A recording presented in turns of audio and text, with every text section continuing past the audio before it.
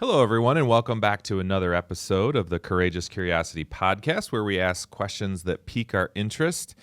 Very excited today because we have three very special people who have been recognized nationally. They're science teachers. Actually, one of them has moved into some of our district leadership positions, but it's going to be an awesome show today. We're going to talk about science. I'm a former science teacher, and this is like right up my alley, so my jam. I'm excited to talk to you all about science education. And so the question is, what's going on with the next generation science standards and what's going on with science education in general, not only in our school district, but kind of more across the state, country, and nationally and internationally.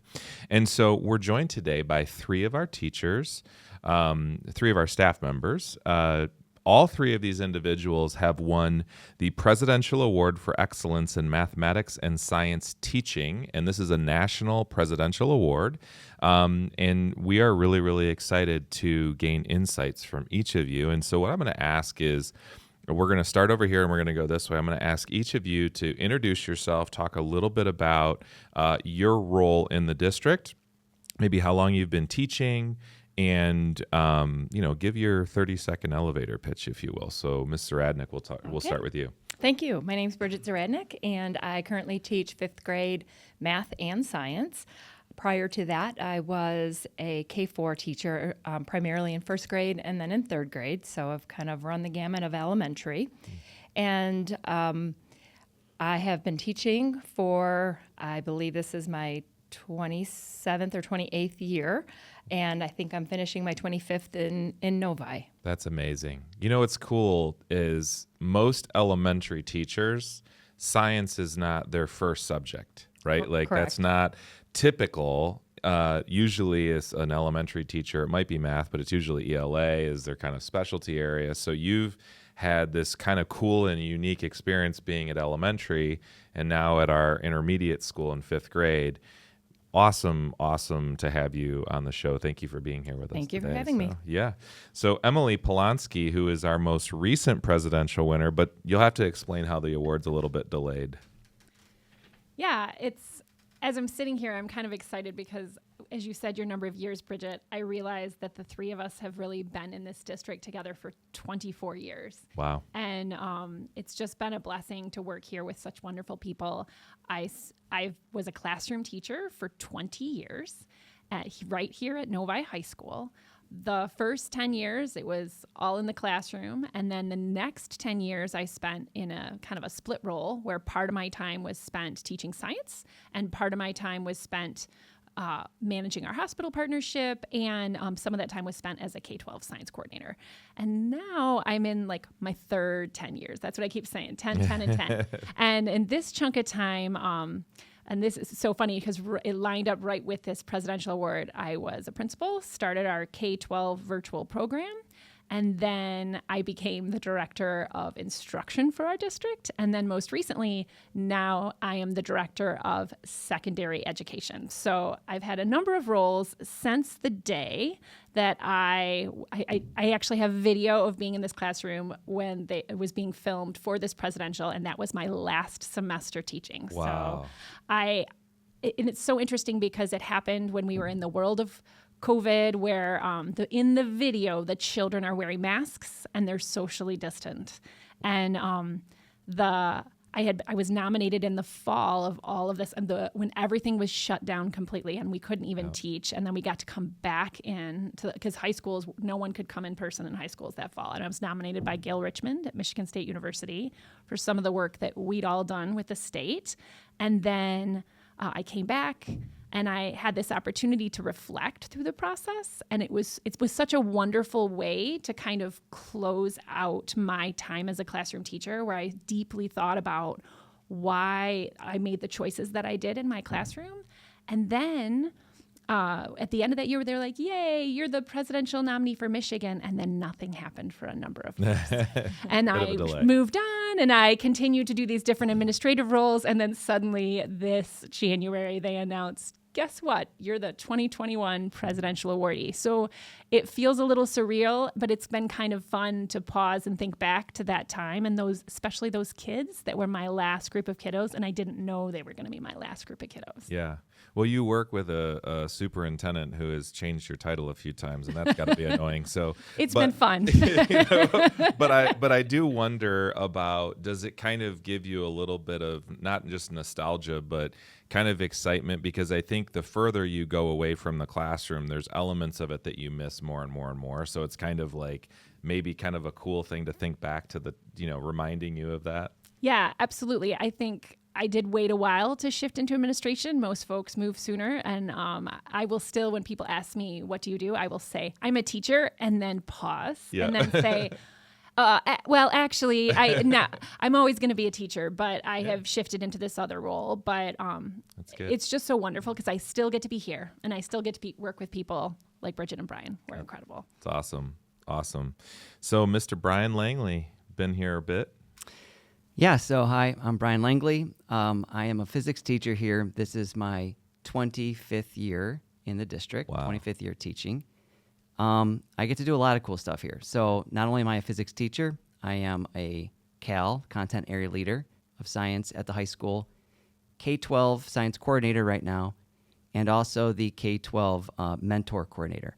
So for new hires that we bring in, I help match them with their mentors. That's awesome. And you have a very successful podcast of your own that you Thriving do for the Educators. district. Yeah, which is so cool. Tell us just a little bit about that for a second. Sure. So a few years ago, Dr. R.J. Weber was our Assistant Superintendent of Instruction. Yeah. And he was really excited about podcasts. And he had formed a little partnership with Soundtrap, which is a kind of a online software that you can use to make podcasts. And his vision was to be able to have students making podcasts, maybe like with project-based learning or something like that. And when he brought it to us, I was in the space of thinking about the mentor and the mentor program, and how difficult it is for us in teaching to share out some of the things that we do in our classrooms. Mm-hmm. And so when he talked about this podcasting, I thought this is an opportunity if we could have podcasts with people throughout the district who are experts in certain areas of teaching to come on the podcast and share their expertise. And it'd be a way to kind of share those great things that we have going on in the classrooms that often stay in those four walls. And so the district was great, and RJ was all behind it. And since then, the administration here has been so supportive of it. And so we've produced about, 50 some podcasts in the 3 or 4 years since then. And I've been amazed at just the quality of educators here, and just I've been so lucky to be a part of that. It's so great that you're doing that. And I think it's also great because we don't necessarily get to share outside of the four walls that we teach in. And this gives an avenue for some of our teachers to do that. So thank you for championing that as well. So the three of you are currently working here. You're current presidential award winners. We actually had an award winner back in, I think, 1987 as well, Kathleen Scullin. So there actually have been 4 presidential award winners in this district.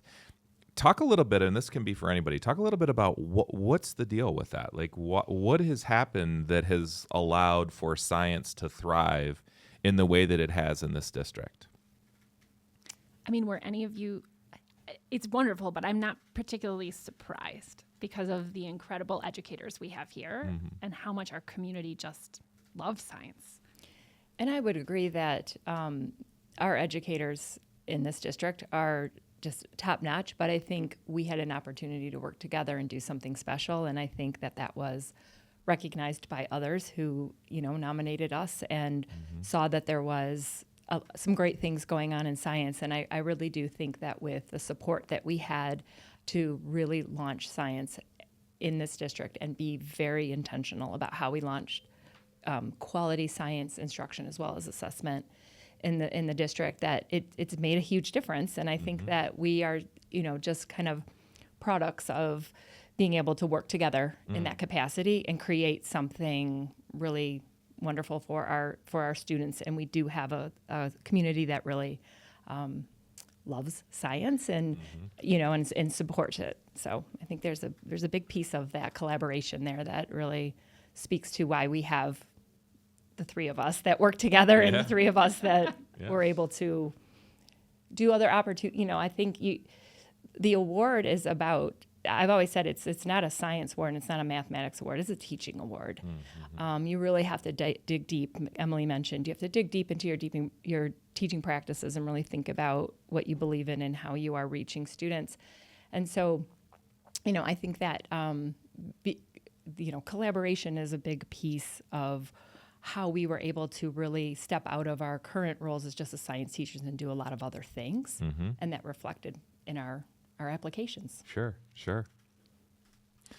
So I want to maybe go back to what you just said, because you're making me think a little bit about if I was a person that knew nothing about what Novi science is that's different, right? Because you talk about all the work that you've done. So if I were to go back 20 plus years ago, the average student would come into a science classroom and they would say, get a diagram of a flower, and they have to do the things, right? How, for the person who is watching this that doesn't understand what is quote unquote different, just give a little bit of a primer on what is it that's different about our science now than maybe, like, what has the shift been over the past decade? So I think it's not so much that we abandoned everything. The word shift is appropriate. And Brian and Bridget and I were very intentional about that. But it was the idea of this science content that you're learning really matters, but it's not just about science ideas. It's about what you can do with those science ideas. So what we really worked on together is setting up really interesting phenomena or situations or experiences that kids could have, and then how do you use those science ideas to then make sense of them. And then the part that I'm the most proud of is the way that we built a science program that K-12 felt seamless for kids. And we are feeling it now. And that's what's so fun about the work that we did being a while ago and now watching how it has persisted. And so there are these big cross-cutting concepts that start in kindergarten and extend all the way through 12th grade. And we started this work when our current seniors were in elementary school. So we are getting to see the benefits of the fact that we have built on these key ideas in a coherent way since kindergarten, because Bridget was at elementary, we had Chip at Meadows, we had Lori at the middle school, and Brian and I at the high school. We built this together so that it would feel fluid for the kiddos. Yeah, and one thing that I think need to remember is that with No Child Left Behind in the early 2000s, there was a huge push around mathematics and ELA. And we started this work with the NGSS, right after 2010-ish, and going into 2015 is really where the big work started to happen here. And part of our transition was adopting this elementary curriculum that, for the elementary teachers at the time, it was a big shift, because so much of there was a stress around ELA and math, and any time that wasn't devoted to ELA and math was scary, because we had the standardized test scores that were so prominent, and these kind of ideas were, this was 2010, this was very serious stuff. And so here we were coming in with the NGSS and saying we would like to carve out a big portion of the day for science, a substantial portion of the day for science. And I remember thinking at the time, like, I'm a science teacher at the high school. I have a dedicated hour every day for science, but at the elementary school it wasn't necessarily that case. And I know that we have great educators down there who really care about the reputation and about how the kids are doing, and what is it going to feel like for them to have to shift towards having this focus on science. But the elementary teachers were amazing in embracing it. And then, of course, we were very deliberate with the curriculum we chose, and thankfully, kids loved it. And so I think part of our story too is also this K-12 commitment to science that we've built this foundation for students, and then that continues at the middle school and at the high school level. So to give one more example of a shift, like when I went to school, physics was a elite, senior level class.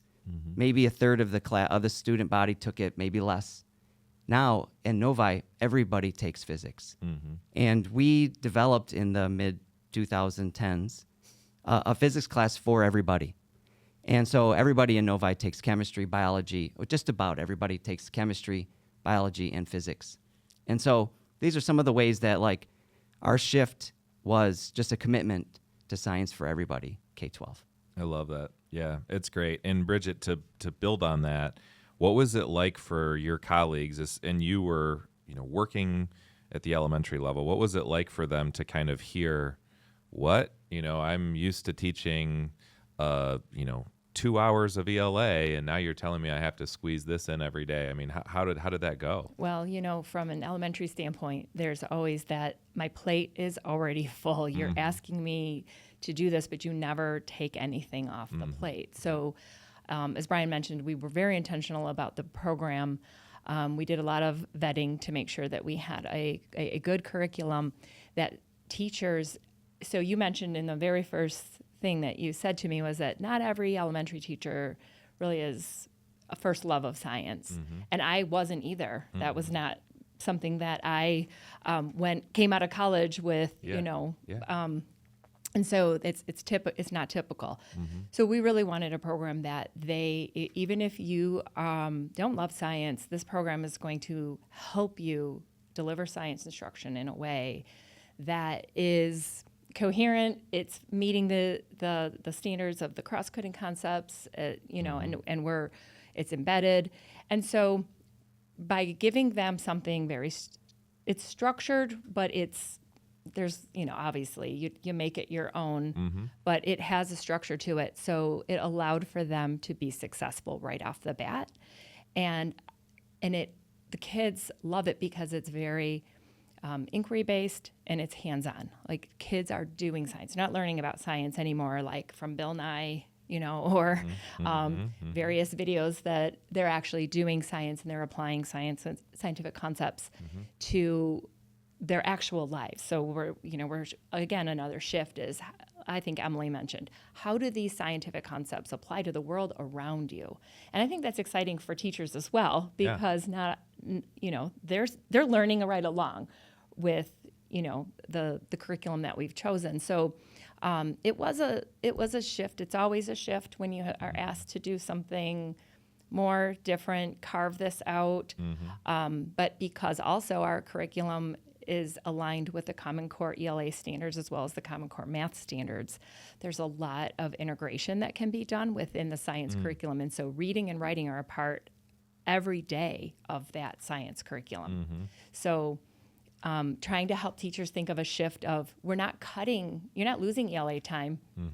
It's just you're doing your informational reading now within the science content that you're teaching instead of separate. It's not about giraffes again, Sure. like every year these it's we're learning about, the water cycle or saturation, and how are we writing about that? How are we reading about that? And how is that the informational text and the text features that we should be paying attention to? Sure. So there's there was intentionality around choosing something that would very much work for our K-4 teachers and then giving them the support. We had a lot of opportunity to support our K-4 teachers. That's awesome.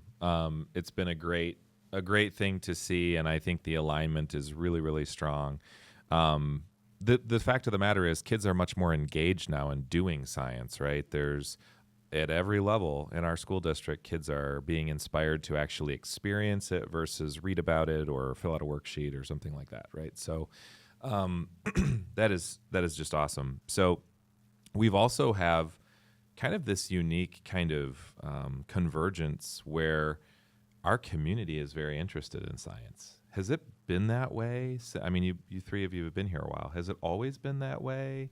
Has there been an uptick? It just seems like there's a lot of kids that they want to pursue those careers, right? In, not just medical, but some of the engineering practices and all of those other things. Well, since I was born here, I do think I have seen some of the shifts, but one of the ones that I can distinctly remember is when they built Providence Novi. Oh, okay. And so I was a teacher by then, and we immediately started conversations to forge a partnership with them. And in that time, Providence has changed its name over and over again, Sure. but our partnership has persisted. So for 15 years, they have been just such an integral part of our school district, and we have tried to be an integral part of their organization as well. And that is one example of how this community has just wrapped around us and why I'm so grateful to be here at Novi.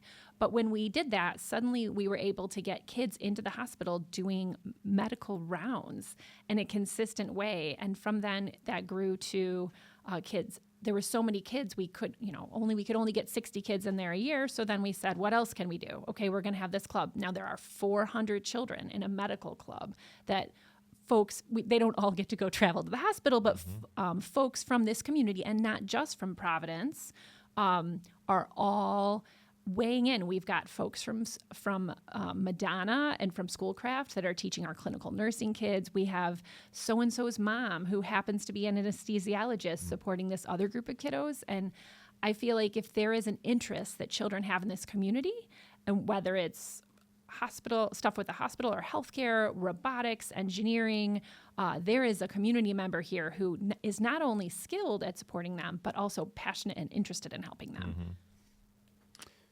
Yeah, I really have been impressed with just not only their interest, and the teachers have a role in building that passion and interest, as well as their families and at home. But I guess a lot of people might be asking, well, yeah, but where's the proof in the pudding, right? Like, does this aligned K-12 curriculum produce better results and data and the kids' ability to, perform better on these assessments and things like that? So I don't tend to use those as our main measures, but if you were to kind of take a look at a snapshot of the data that you've seen, kind of both empirical data and qualitative data, have you noticed that our students are performing better now that they're coming with this alignment?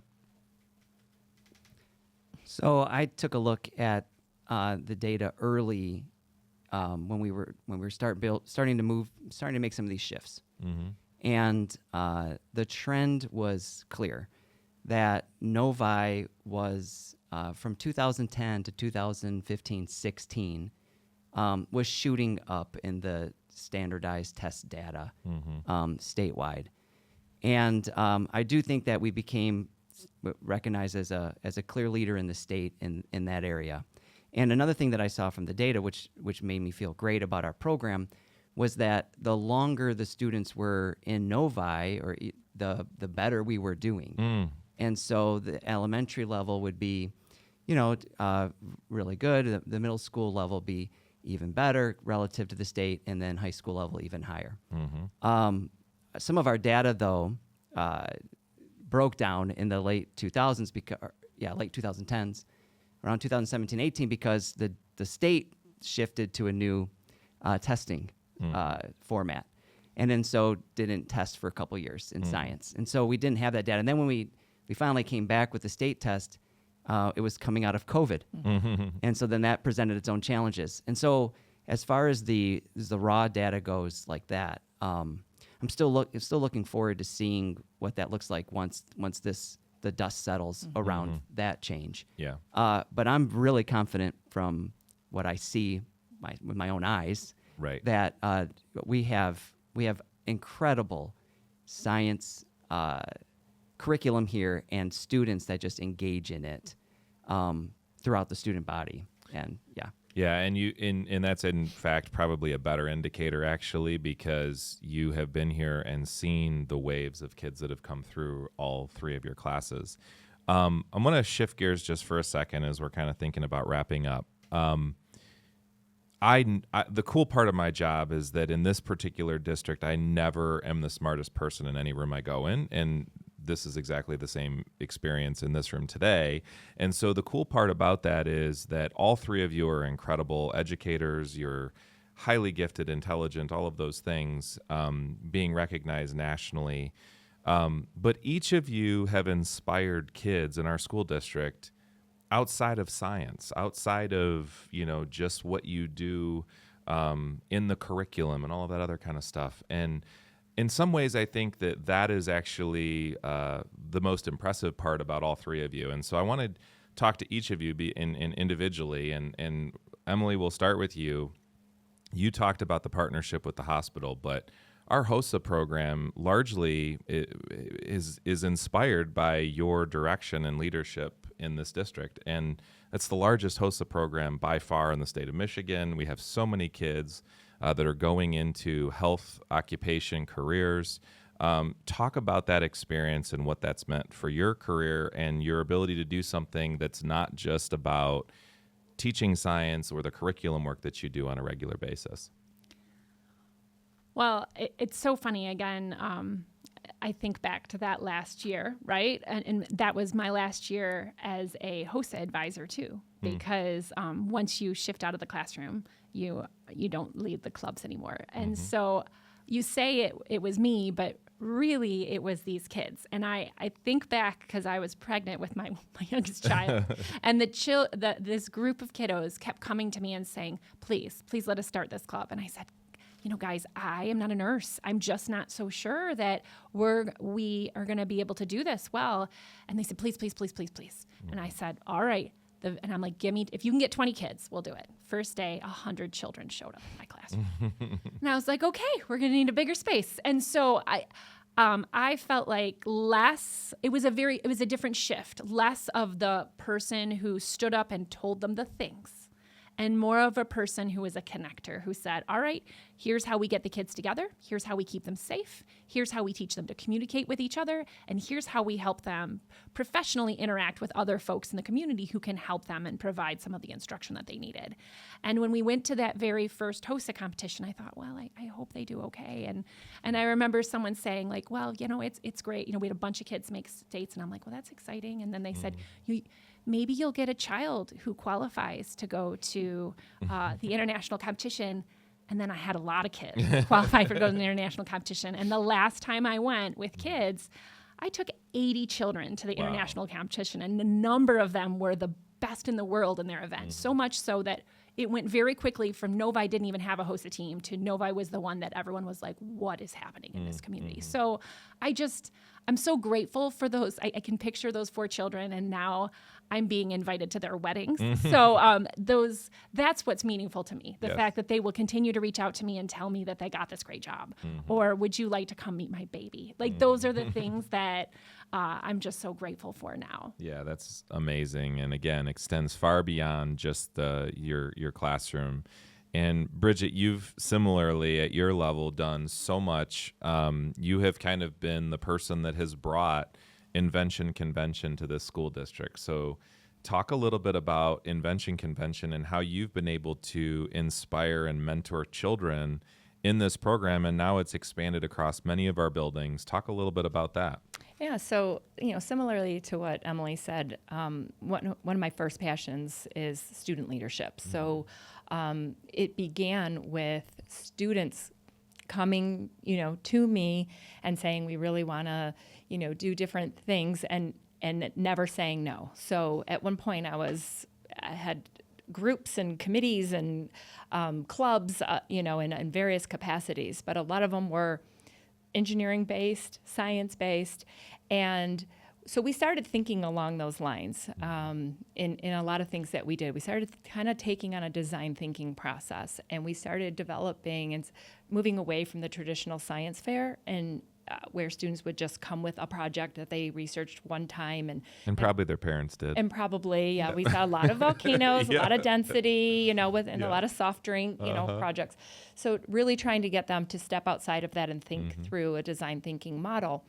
And then we had a partnership with the Henry Ford where we would go there and take a field trip, but more around social studies. And we said, thanks for this guide that you've given us, but do you mind if we do something different with it? And we created a field trip of our own. And then the Henry Ford adopted it. And then when they wanted to become in partnership with the STEMI Coalition that runs the Invention Convention, they reached out to us at Parkview Elementary and said, hey, would you like to be the very first elementary in the state of Michigan to be a part of this Invention Convention? That's awesome. And we said, absolutely.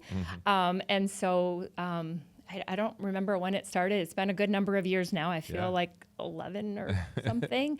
And so so we were really passionate about it. We were running it during our lunch hour. We were including all third and fourth grade students that were, interested in it. And I wrapped it into my classroom and made it everything that they did. So they would, what their invention, they would write about it for their informational piece. They would present it at the school-wide invention convention in a oral speaking manner, and kind of really just, made it really important. And so it grew.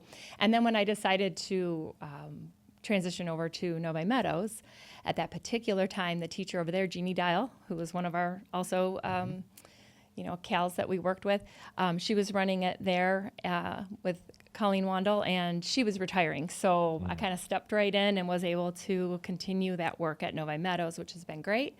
And I'm really proud because this year we have 6 groups that have just advanced to, and that includes more than 6 children. It's a good number of children. But, going to the state competition in May, and we're just really proud of them. But it's amazing the level of thinking that goes on in this competition, and the support from the parents as well, because they are a piece of this process, this club, and it's amazing how what they come up with. And I'm like blown. I've been doing this for so many years, and every year I'm so blown away. And Emily knows her daughter participated. My own children participated.